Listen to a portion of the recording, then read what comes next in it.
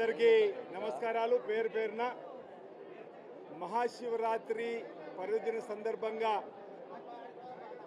ప్రజలందరికీ శుభాకాంక్షలు తెలియజేస్తా ఉన్నాం.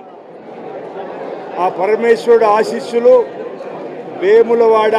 శ్రీ రాజరాజేశ్వర స్వామి రాజరాజేశ్వరి దేవి అమ్మవారి ఆశీస్సుతో పాటు భీమేశ్వరం ఆశీస్సులు ఉండాలని ప్రార్థన చేస్తూ తెలంగాణ రాష్ట్ర ప్రభుత్వం పక్షాన ఈనాటి మహాశివరాత్రి పర్వదినము 3 రోజులు మహోత్సవాలు వేములవాడలో ఘనంగా నిర్వహించడానికి దేవాదాయ శాఖ ద్వారా చక్కటి ఏర్పాటు చేయడం జరిగింది. తెలంగాణ రాష్ట్ర ప్రభుత్వ పక్షాన ఈ మహాశివరాత్రి పండుగ పర్వ సందర్భంగా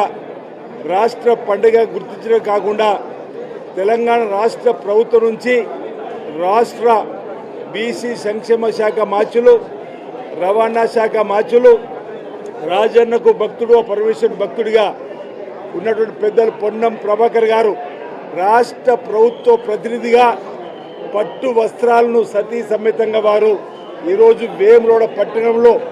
సమర్పించడం జరుగుతూ ఉంది. ఈ మహాశివరాత్రి పండుగ సందర్భంగా రాజరాజేశ్వర స్వామి సన్నిధిలో జరుగుతున్నటువంటి అభివృద్ధి కార్యక్రమం సందర్భంగా అక్కడ స్వామివారికి పట్టు వస్త్రాలను ప్రభుత్వం ద్వారా పంపిస్తూ భీమేశ్వర ఆలయంలో కూడా స్వామివారికి పట్టు వస్త్రాలు సమర్పించి లోక కళ్యాణం జరగాలని,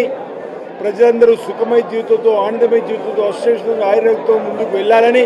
వారి ఆశీస్సులు అందరికీ అందాలని, సకాలంలో చక్కటి వర్షాలు కురవాలి, పాడి పంటలు బ్రహ్మాండంగా పండాలని ఆ పరమేశ్వరి సందర్భంగా రాష్ట్ర ప్రభుత్వ ప్రతినిధులు వచ్చినటువంటి పొన్నం ప్రభాకర్ గారు అదేవిధంగా ఈ ప్రాంతంలో శాసనసభ్యుడిగా విప్గా ఉన్న సందర్భంలో వారి ఆశీస్సు తీసుకుని ముందుకు పోతున్న క్రమంలో వారిని వేడుకోవడం జరిగిందన్నమాట. ఈ సందర్భంగా నేను ప్రత్యేకంగా తెలియజేస్తూ వేములవాడ రాజన్న ఆలయం దక్షిణ కాశీగా పేరుగాంచిన సందర్భంలో వేలాది అక్షరాది మంది ప్రజలు వచ్చి దర్శించుకునే క్రమంలో